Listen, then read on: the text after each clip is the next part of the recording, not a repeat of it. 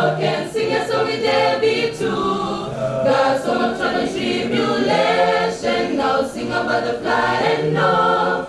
I'll sing about this pilgrim journey while at Jesus' Lord. I'll sing a song with Father Adam and sing a song with Mother Eve. I'll sing a song with Brother Enoch and sing a song with David too. God's song of trial and tribulation. I'll sing about the flood and Noah. I'll sing about this pilgrim journey while at Jesus' Lord. I'll sing a song with Father Adam and sing a song with Mother Eve. I'll sing a song with Brother Enoch and sing a song with David too. God's song of trial and tribulation. I'll sing about the flood and Noah. I'll sing about this pilgrim journey while at Jesus' Lord. I'll sing a song with Father Adam and sing a song with Mother Eve. I'll sing a song with Brother Enoch and sing a song with David too. God's song of trial and tribulation. I'll sing about the flood and Noah. I'll sing about this pilgrim journey while at Jesus' Lord.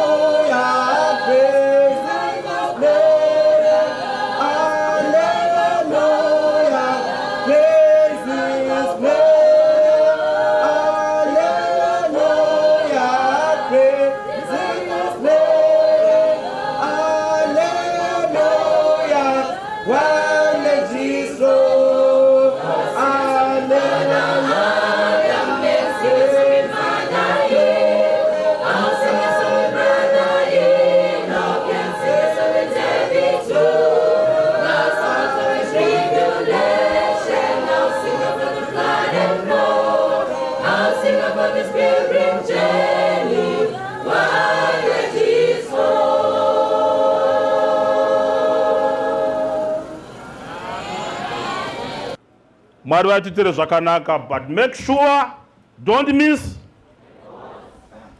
the boat. Amen. And also remember, we are in the same boat. We are making our reflections on the story ya Noah. Tasiya zvidzidzo zvakawanda nemhaka yenguva indonga takabata zviviri, but nhasi senguva yekupedzisira ndoda ngokuzivisai good news kuti chikepe chiya cha Noah achina kuita shipwreck. Amen. Go and read again. Achina kuita shipwreck. Mvura zhinji yakanaya chikaramba chakapapamara chikadzamara chadhilivha vachaifanira kusvitsa mukati menyika yakaoma. Ukava mufaro, nhasi tiri pano nokuti hachina kubheuka. Amen. Toda kutenda Mwari.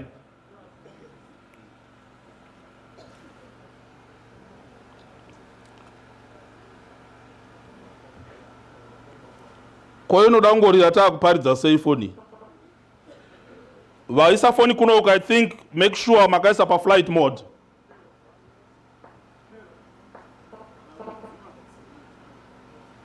Inodzimika sina password kana dzibvise vakomana mundokanda kure. Mwene wayo unouya.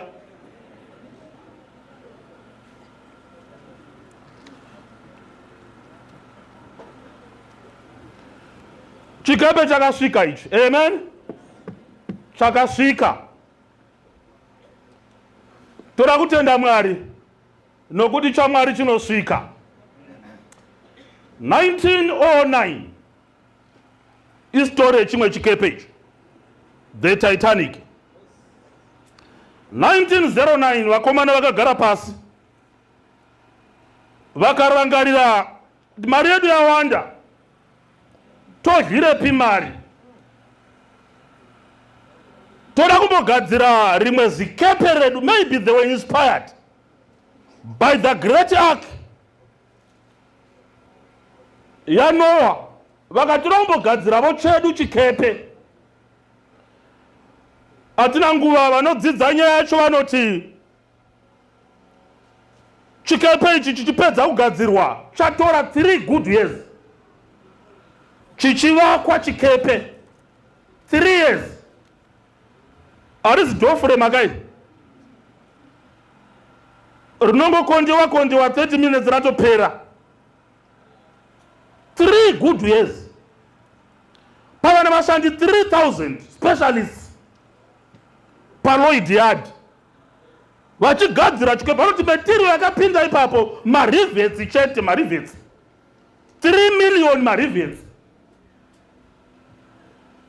Chikapera kuvakwa chikarema 46,000 tons. Muripo here vana vaMwari? Kwete 46 matani aiwa, 46,000 tons. Chikalonjewa 10 April 1912. Changa chiri muLondon panyanza. Chakufanira kutora its first maiden journey chichinda ku New York. Changa chakapubliciziwa zvokuti vanhu vakabva kure nepedo. Vamwe vakatengesa dzimba kwete kundokwira muchikepe kuti vangozochiona chichisimuka chete. Kungochiona chichisumuka. Vanotsanangura zvanzi it was elegant. Its deco was super. Chachine mipanda yaiakomodheta vanhu vose. Vafumi first class, vepakati nevepasi. Vanhu vaichema so unogona vamwe vaichema nhamo yavo sokuti ndatengesa imba kungozouya kuzochema burombo kuti dai ndine mari ndapinda. Vakapinda chikaloda chikaloda chikafu. Pachakazonyura chikepe ichi vanoti mamuna mazai 40,000 mazai. Mamune waini masela ewaini. Mamune full band. Kwete ngotsvaga muimbi kuti imbire full band. Ndobva tatanga kuzengaira 10 April chakufamba. Mainjiniya akachigadzira akadeclare akati Titanic shall never sink. Vakati this Titanic will never sink. Vakatozowedzera vachiti even God choro achida kuchinyudza hachinyuri. Even God can't sink it. Madesigner aita safety measures. Vana kutoloda lifeboats akawanda vachiti tinozvinetserei kuisa lifeboats akawanda in an unsinkable ship. Vakapinda muchikepe. Mamune shasha dzanga dzirimo muchikepe dzemari vana John Jacob Astor. Murume waiwotsa 2.2 billion. Richifamba richipinda muchikepe richiwevha vanhu. Umwe wakangoenda kungondoona John Jacob Astor chete. Kundamuona achifamba step yake chete. Vamwe vakasara vachivoora vachichema mai woye chainda chikafamba zvinyoronyoro. Amen. Chichienda the unsinkable.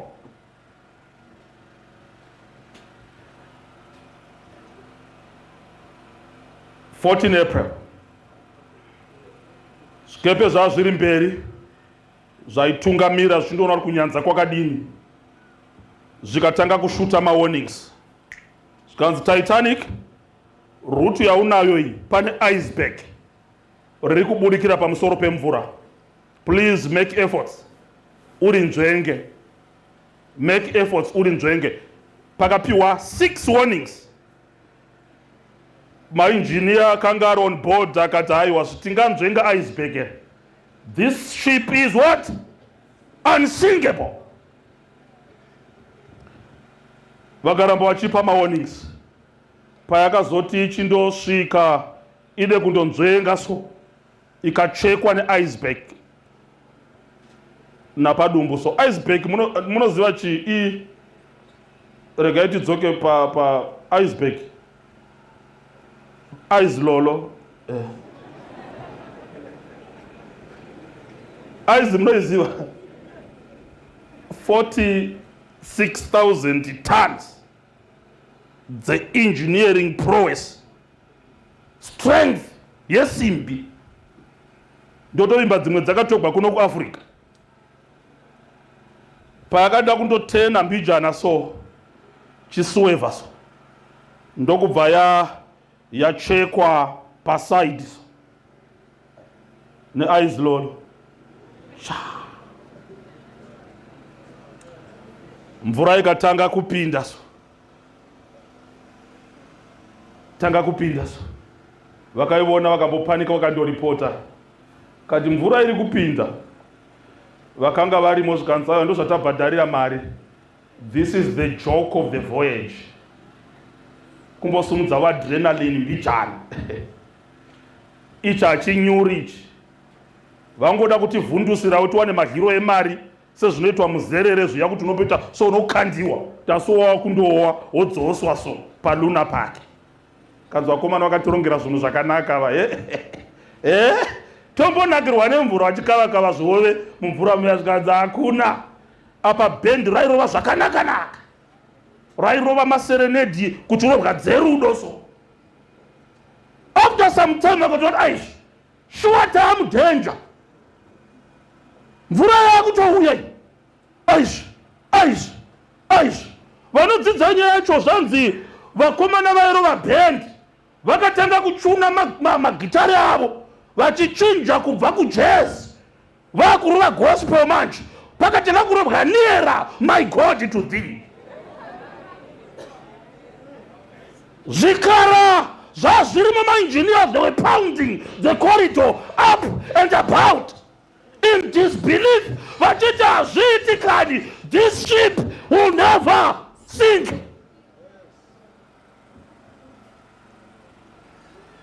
Mvura yakaramba ichikwira, vakatora vari pasi vakwira pamusoro, vachikwira pamusoro kudzamara vakundoivhedha space yevari pamusoro vafumi.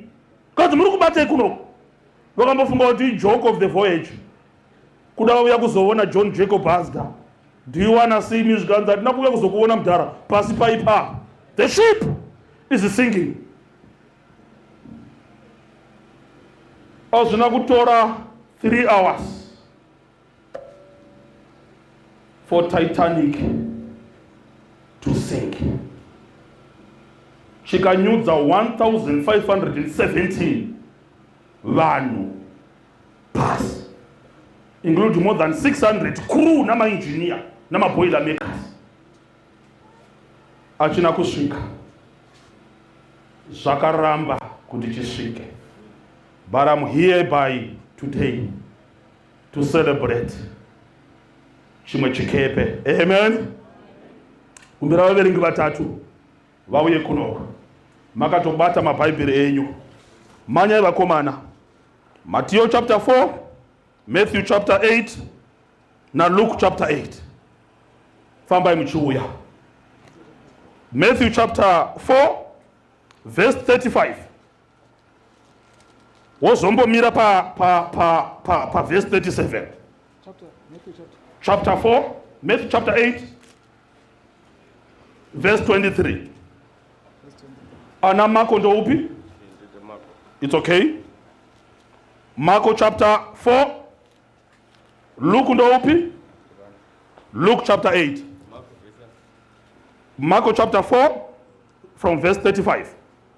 Luke chapter 8 ulipoka? Oh yes. Varume ava vari kunyora nyaya imwe apa. Varume vari vatatu, Marko, Luka na Matthew, vari kunyora nyaya 1.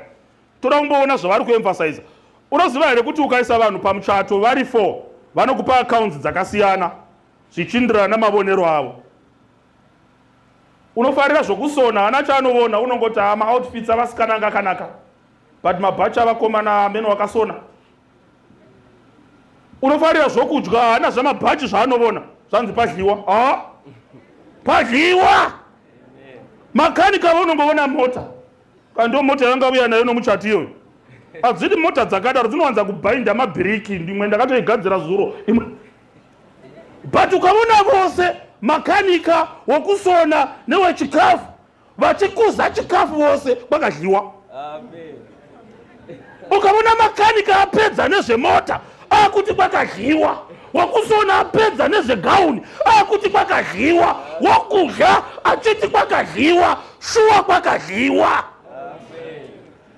Pane account yechikepe iri pano apa, but chikepe ichi hatina kutakura John Jacob Astor, china muchinda watakatakura.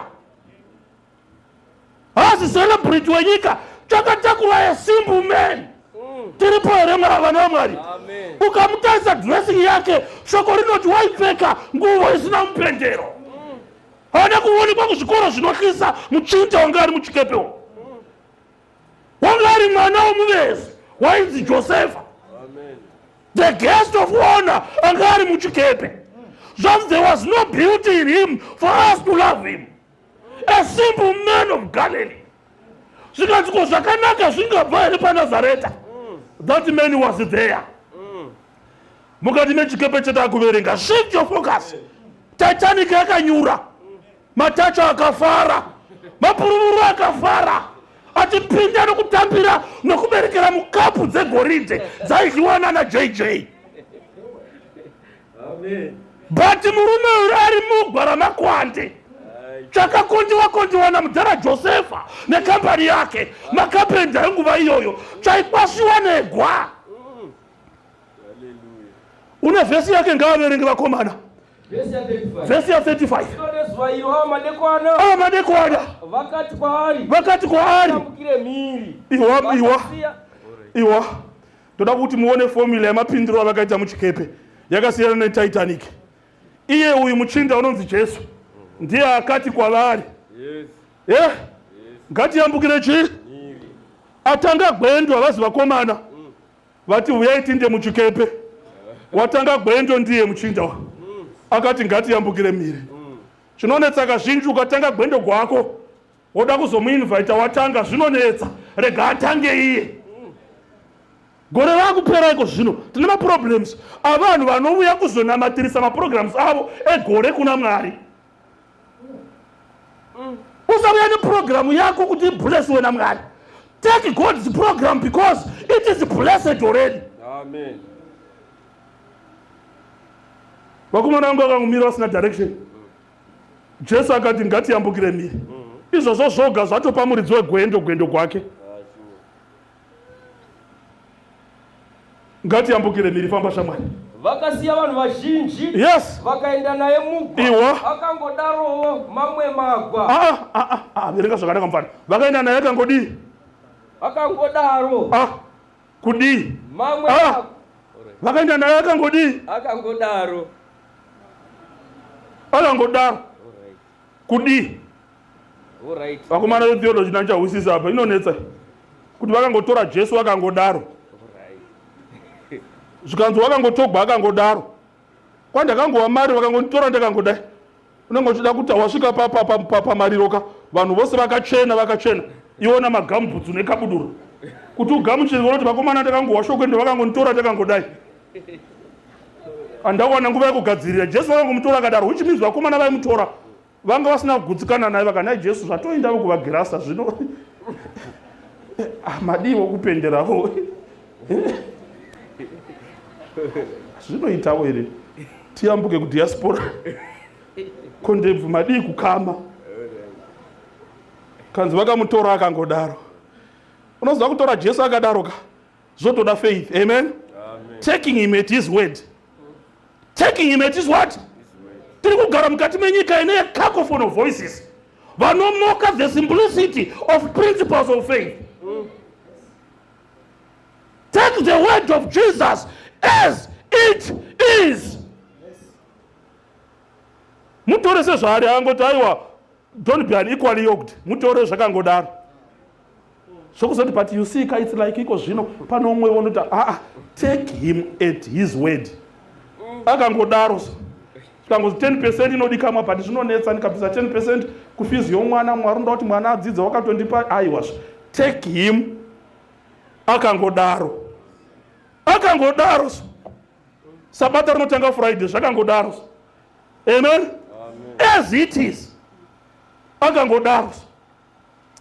Chii chakazoitika vapa road shamwari? Mamwe magwa akanga aiva naye. Dutu guru remhepo rakamuka. Ndoda kuti muone magnitude yeproblem. Dutu rakaita senhai. Dutu guru remhepo rakamuka. Mafungu akarova mugwa. Mvura ikarova kwete pagwa. Muva mumiri machizvi. Kwete pa. Alright. Mafungu akarova mugwa. Zvokuti vakanga vakagara mugwa so vaivona mafungu achivuya kuzorova mu. Amen. Vachiona kepesi yemvura. Mukagwa kamapuranga. Iye akangovata akangodaro. Pakavovorwa, pakachemewa.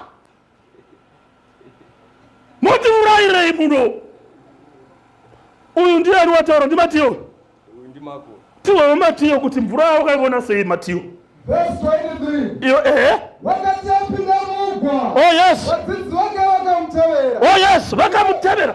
Inzwai akatanga kupinda ndiani naye. Ino ndokudii naye. Ndo zvakabatsira kuti chikepe ichi chisanyura, muchaona zviri mberi. Hazi Peter wakatanga kuenda ndi Jesu. Tanoita navanhu vanopinda muzvikepe zvinotungamirwa navanhu. If I'm confusing you as your pastor, as your chaplain, siyana neni, bvunza Jesu kuti vanoti chii. Follow Jesus.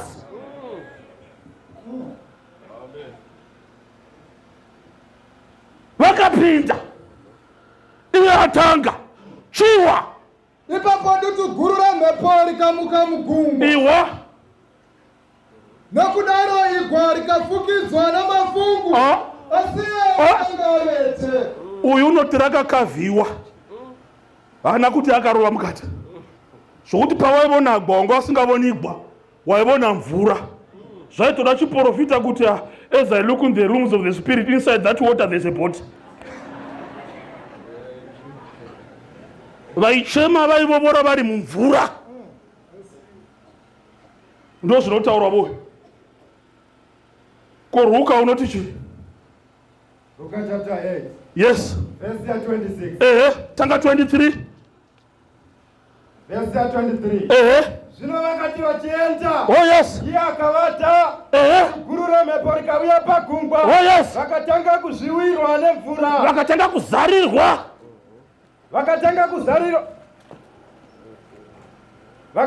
Vakatanga kuzarirwa nemvura. Oh yes. Vakava munjodzi. Huru. Vakabuya kwaari. Oh yes. Vakamutsa vachiti.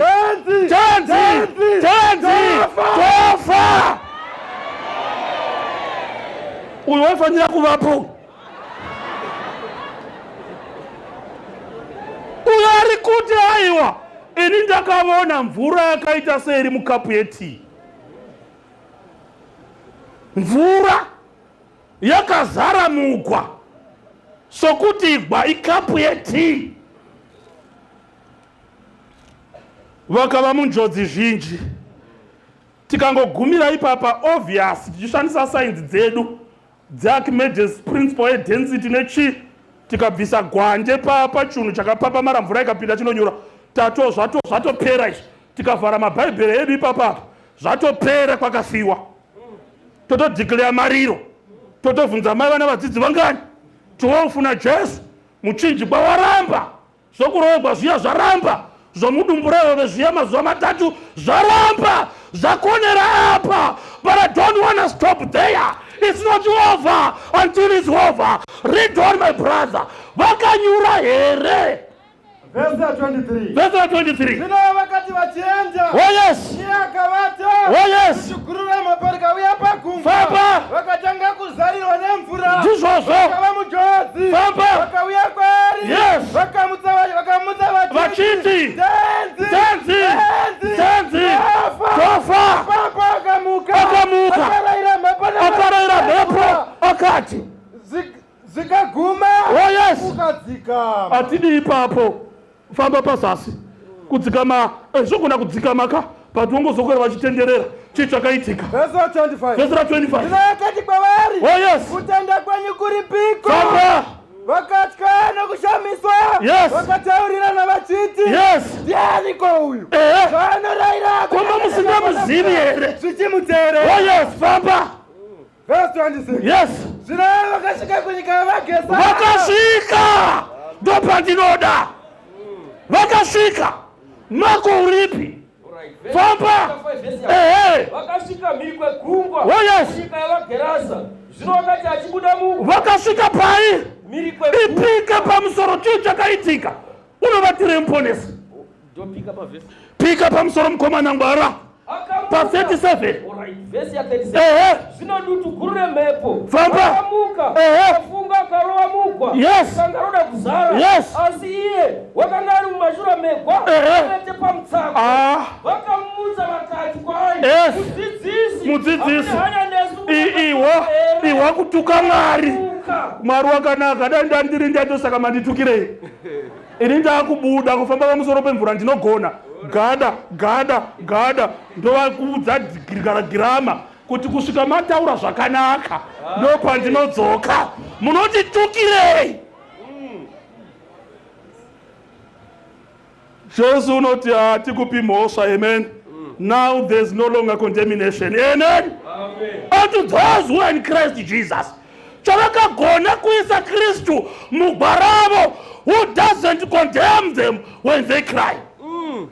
Amen. Ndobva vaita semunhu waMwari. Vhesi ya 39. Akamuka akarayira mhepo. Oh yes. Akati kugungwa nyarara udzikame. Oh yes. Mhepo ikanyarara kudzikama kukuru kukavapo. Ndobva vadii. Vhesi ya 40. Zvino akati kwavari, munofireiko kudaro? Yes. Hamuna kutenda here? Oh yes. 5 verse 1. 5 verse 1. Vakasvika mhiri kwegungwa kunyika yavaGerasa. Amen. Paakanyaradza ndofunga wakavatazve. Ndokubva vasvika. Ndiani ndiruka here? Matiyo chimbotipedzerawo. Famba. Wakati asvika mhiri pa 24. Verse 24. Oh yes. Ipapo ndotugurura mhepo rikamuka. Oh yes. Mugungwa nokudaro igwa rikafukidzwa namafungu. Oh yes. Asi iye wakanga avete. Zvino vadzidzi vake vakauya vakamumutsa vakati. Isatiponesei tofa. Oh yes. Vakati kwavari, munotyireiko imi wokutenda kushoma? Kwete tonyura. Vose havati tonyura. Vanga vatoona seri kwokunyura. Tofa. Zvikanzi china muponesi. Zvino akamuka akarayira mitutu negungwa. Oh yes. Kudzikama kukuru kukavapo. Peace be still. Vanhu vakashamisa vakati. Oh yes. Uyu munhu kunyi zvaanoteerwa nemitutu negungwa. Oh yes. Verse 28. Verse 28. Wakati asvika mhiri kunyika yeGadara. Ndo pandinoda. Wakati asvika mhiri. Wakasvika. Youth, it's about time. Tinosvika. But let me give you the formula. Chikepe chako, I don't want to underestimate jeopardy ya chiriso. Vakomana vareva, umwe akati chachofukidzwa, umwe akati chakakavhiwa nemvura, umwe akati mvura yakazara. But make sure in your situation, Jesus is in your boat. Jesus is in your boat. And kana Jesu ari muchikepe, don't focus on the crisis, focus on Christ. Iye anodzikamisa mafungu egungwa. Tinosvika. Youth, it's about time. It's about time. Tinosvika. Somebody ari kutya iko zvino. Saka zvichaita sei? Saka zvichaita sei? Dambudziko rako ka? Idambudziko. Ukatondiudza ndogona kutokuonesa pamwe panga usingavoni. Kwete pakareruka. Panotowedzera kuriomesa. hausi kundinzwa. Ndoda kuti utore dambudziko rako uri multiply by 7 robva rakura so usati wafenda ndokukandira solution. Ndiri nherera ndadzingwa basa ndoda kusungiswa ndakaba mari pane unogara muchikepe. Amen. Ndosaka vaimbi vechorus vachiti with Jesus in the vessel, smile at the storm. Ichi chichina kugadzikwa nainjiniya chakasvika. Titanic yakanyura. Ndoda kuti tibvise pfungwa dzedu pazvinhu zvatinoona sekuti zvinobatsira. You are sophisticated, you are educated, but nhamo haizivi chikoro. Nhamo inoda Jesu. Nhamo inoda Jesu. Luggage yaunayo muchikepe chako haikubatsiri pazuva renjodzi. Foni yokutsvaira haikubatsiri pazuva renjodzi. Mota yamapundu maziso haikubatsiri pazuva renjodzi. Network yeshamwari haikubatsiri pazuva renjodzi. Hama dziri paTwitter neInstagram napabhuku remeso hadzikubatsiri pazuva renjodzi. Ndati malabhos eshangu namabhachi micheka, a lump of nothing, hazvikubatsiri pazuva renjodzi. But there is one guest who, when invited, haarambi kuvuya. Wakatomira akazvinanika pamuchinjikwa achiti whosoever shall call upon the name of Jesus shall be saved. Jesu uyoyu akagara muchikepe. You can smile at the storm. Courtship yako haine zvimwe zvose, inoda Jesu muchikepe. Mwari akuitire zvakanaka. Ndakuda kulodha chikepe iko zvino. Usamutsvagira pakanaka pekugara, unongoda mutsago wokuvata. Arimo here Jesu muchikepe. Nyaya yezvekuda kufungidzira ka. Unoziva ukasaziva zvakanaka kuti kwandinoenda kunodikanwa tai here kana kuti haidikanwi. Wakangwara unoitora woisa muhomwe zvandinoita. Zvikanzi inodikanwa ndosunga. Zvikanzi haidikanwi ndongoitarira iri muhomwe. Usara zvokufungidzira kuti uchinaye here Jesu kana ndichina, but kana ndinaye choro ndisina kuda ndongozoona ndasvika. Pane nhamo dzoupenyu dzinoda iye. Amen. Pane nhamo dzoupenyu dzinoda iye. Hazvinetsi kuramba uchiconfirma acceptance yake. Toda kuti namate iko zvino. Vanoti Jesu ka, garai mukati mechikepe choupenyu hwangu. Garai mukati mechikepe choupenyu hwangu. Kana murimo, chero chikarohwa namafungo achinyure. Titanic yakasinga to make a statement yokuti zvavanhu zvinonyura. No matter how pompous you are, no matter with the glare and whatever, uchiremera mastreets, unonyura. Unonyura. Unonyura. Unonyura. But tine umwe tinosvika kunyika yavagerasa naye. Simple boat, simple Jesus, but his voice has authority. Peace, be still. Vakavhunduka vakati konei, mhepo isina nzeve ichinzwa kutaura kwake. Pane nguva yauchada kuti ataure, but haumutsi asimo. Unomutsa arimo. Unomutsa arimo.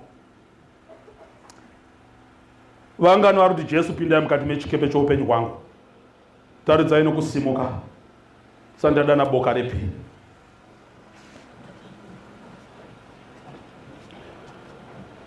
Mwari vakuitirei zvakanaka.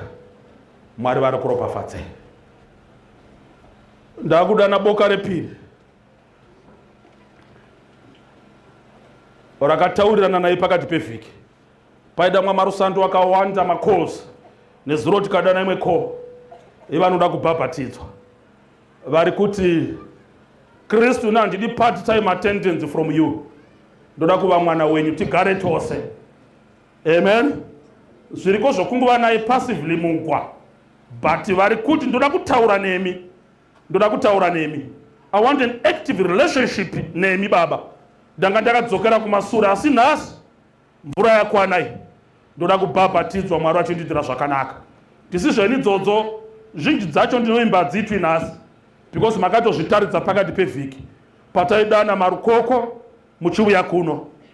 Vakadaro denga ramirira kuchingamidzai mumufaro waro. Fambai muchiuya. Vaimbi vachiimba chorus yedu yatakajaira with Jesus in the vessel. We can smile at the storm. Nokumbira vari kuuya. Musauya muchichema man. Muri kugamuchira the guest of honor, the life changer. Achachinja mukati muupenyu hwenyu. Oh yes. Vanda kubhabhatidzwa vese fambai muchiuya kuno. Tipinde parusando gokuku pinzai. Gadzirirai parusando gorubhabhatidzwa. God bless you. God bless you with Jesus in the vessel. Fambai muchiuya vanangu.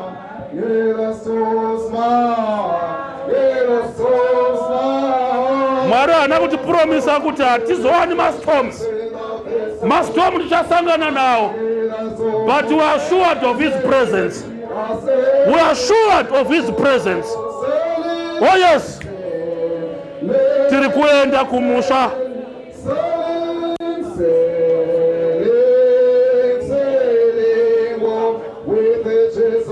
Baba mchuwa ari kubhabhatidzwa vese Mwari akuitire zvakanaka. Like Pastor Chiso vaiti hondo huru yaMwari. Fambai muchiuya. Fambai muchiuya vatsva, fambai muchiuya vanangu, Mwari vakuitire zvakanaka. Chikepe chako chichine rwendo. Uchiri mudoko iwe. Ndingaandastenda vadhara vakaramba Jesu muchikepe. Kuda vari kuti taakutosvika. Iwo you are 18, you are 17. Hondo dzoupenyu dzichipo. Kone Mwari vachikupa upenyu. Haungafambi kundopinda pa 18. Ugodarika pa 23. Ugosvika pa 40. Usina Jesu muchikepe. Aiwa ndaramba. Mafungu ari kuvhuvhuta. Vakomana, rovai mafungu ari kuvhuvhuta. Hazviiti.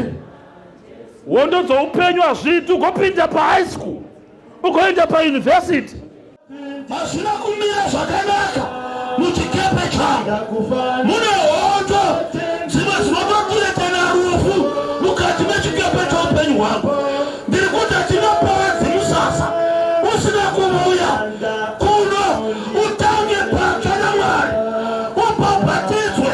Jesu ane right yokugara mukati mechikepe chako. Aripo here umwe. Ari kuti pastor, I can't hold my body anymore. Zvakaremera chikepe changu zvikuru. Ndati ndapira Jesu apinde mukati mechikepe. Famba uchiuya. Famba uchiuya. Tinamatawa pano. Famba uchiuya. Mvura yadirwa. Tamira kupinza mudumbu remvura. And to make a confession yokuti Jesu iwe Mwari woupenyu hwangu. Apo here umwe. Apo here umwe. Famba uchiuya tinamate. Famba uchiuya tinamate. Famba uchiuya tinamate. God bless you. God bless you. Thank you Jesus. God bless you. Apana here umwe. Famba uchiuya. Aurari. Inda uchida kuramba uchirarama nemafungu. Totesani mutsagona misodzi. Saka unotofunga uzvisungirira. Kutuka zuva ravakazvarwa. With Jesus in the vessel. It's a new day. God bless you. Famba uchiuya manako. Vari kuuya. Famba muchiuya. Mvura yagadzirwa tichange patsva namuponesi wenu. Famba muchiuya. God bless you. God bless you. God bless you. God bless you. Famba muchiuya vanako. God bless you.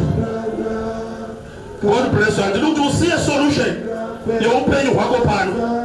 Zvose wazara But there is one solution. A man of the moment, the rock of ages, our Savior, our Redeemer, our Messiah, uponeso wedu, rumna mponeso wedu. Alikuwa notindura kupindao, mukati mechikepe chako. The change of direction. Elikana Jesu akashika, mukati mechikepe chako. Tinoshika. You are not sure about your destination. Tinoshika, not Jesu, the destinations of your dreams. We are assured. Saunuangalia kuita, sinoita na Jesu. Wakashika kunyikera gerasa, mafungu akaputila Chikepe. Datima dreams yako, karapasi na Jesu. Kutila keta ni Jesu. Hakuna kwa tiwaita. Pale murume, anuumba ma dreams yako. But the greatest dream, Jakushika kukenani. It's about time. Anomuya. Make a date with Jesus. Andini kupara panapa. Vai chipinda. Usatu wakamutila Jesu. Usatu wasimisira. Even to be baptized. Come over to Jesus. Join abali kumuya. Upile pano. Upapatitwe. Uise Jesu. Pamutago upenyu lako. Mwaliwa kuitile kanaka. I'm seeing somebody. Alimukati mpata wakusarunza. Mwaliwa kubatile. To make a decision for life. Famba uchuya. Famba uchuya tinamata. Famba uchuya tinamata. Famba uchuya tinamata. Apo ele umwe. As the last drops are dripping in the baptismal pool, may the comforting dew of the Spirit soften the terrain of your heart and let the seed of hope be buried. Itumbuke mkati mwa ugari, ude upenyu, ufare ine nyute, weeping may endure for the night, but joy comes in the morning. Tinoshika na Jesu. Apo ele umwe. Apo ele umwe. Apo ele umwe. Apo ele umwe. Anakushimisira. Moyo wangu wanenwa. Ndaneta kufamba mkati mechikepe bombarded by challenges. Ndoda Jesu apinde mkati. We've tried beer. You've tried drug and substance abuse. But Zatata, God bless you mwanangu. Zatata kunyarata. Zatata kunyarata. Uondo zemkati mendega lirotako. I'm giving you a tried and tested solution. Pana Jesu nunyarata mafungo. Famba uchiuya. Famba uchiuya babatizo. Tangi upenyu na yevu. Wandered far away from God. Penyu wawewa mande kwa mwiteni. Noto shiziwa. Chikandana ukumaraini hatu ziuturi we church. Una kutsoka pacha. Kuzofamba na Kristu. Famba uchiuya. Famba uchiuya. Sing for the last time. Sunday enda over kuna Pastor Betera. Famba uchiuya. Famba uchiuya. Give me a signal about our water. Is it okay? Is it okay? God bless you. Famba uchiuya. Famba uchiuya. Titi take. Famba uchiuya tina mata.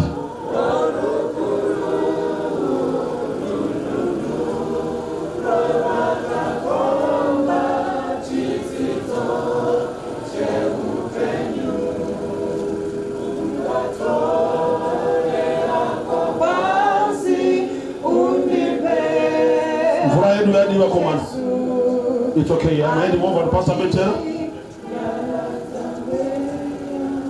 Todauti tinamati. Pangapa kutaura pastor pane pfungwa yapedzisira kuverengwa. Yenge ichinzi vakasvika kunyika yevagerasi. Hamusvike vanangu mukaita nharo ruponeso rwaiswa pachena kudai. Hausvike. Ndochitori chokwada hausvika hakusi kutyisidzira. Moso kana tiri kutaura kusvika pasecond coming of Christ uchiponeswa. Hausvike mwanangu. Try hako uchiti manje ndakatoita kare ndakakomita. You can be prepared kuita jeni usina Kristu, it's fine. Asi hausvike. Hausvike. Hamusvike vanangu. You will not arrive. Ndo zvanga zviri kuedza kutsanangurwa neshoko raMwari kuti tisvike. kwamuri da kusvika kwakasiyana, takatosiyana pano, saka taitaura neminyaya. All those godly things which you desire in your life, unofana kusvika. Amen. Amen. Amusvike mukasindimara kuna Mwari anofana kutungamira. Amen. Hakuna mata, but still you can come up front. Noona kufamba wouya, Mwari anokuitira zvakanaka. Amen. Ngativharei maziso takuna mata. Amen. Baba vedu maitenyu, pamunotaura shoko renyu muri kuzvitendera pamusangano uno kuti tikunzwei. Tanzwa matauriro amaita masikati ano, matauriro ekuratidza kuti munotida uye munoda kuti tiponeswe. Panga pari kurova mafungu kusvika taane 20 years, 27 years, 31, tatakazara nemaacusation ekuti hamuna here hanyatofa. Oh yes. But hamutikondeme papfungwa yatanga tiinayo pamusoro penyu. Munoziva kuti makatiita nevhu, saka muine hanya nesu madzoka masikati ano kuti mufambe nesu muchikepe ichi tisvike. Komborerai vana venyu vauya kuno kumberi, pavari kurevesawo nehana dzavo, vaitirei zvakanaka pavachapinda mumvura. Muvakomborera upenyu hwemangwana. Tese patasimuka netsoka dzedu tokumbirawo simba renyu. Matambudziko atinosangana nawo akawanda Mwari muchikepe ichi. Pakati pedu pane vabereki, shoko irori iri tatorenzwawo. Tibatsirei muhondo dzemukati memhuri. Chikomborerai seremoni yedu yebaptism. Pane vanhu apa Mwari vane matatu vane nyora. Pane vanhu vangu vapinda mutsika dzinosemesa. Pane vangu vachirarama zvinokusvotesai. Pavanobuda mumvura, ngavabude vaazvisikwa zvitsva. Pane vangu vachinetswa nehope, usiku hwega hwega harare, mazwa anomudedza mukati menzeve. Pavanobuda mumvura vasunungurei. Havi dzose dzipere nekuda kwekunaka kwenyu. Tokutendai nevafundisi vari pano, tokutendai nevatungamiri vechechi, tokutendai nevaparidzi, tokutendai nemurandarume wenyu ataura shoko iri. Chirambai muri pakati pedu kubva zvino nekusingaperi. Amen. Pamusoro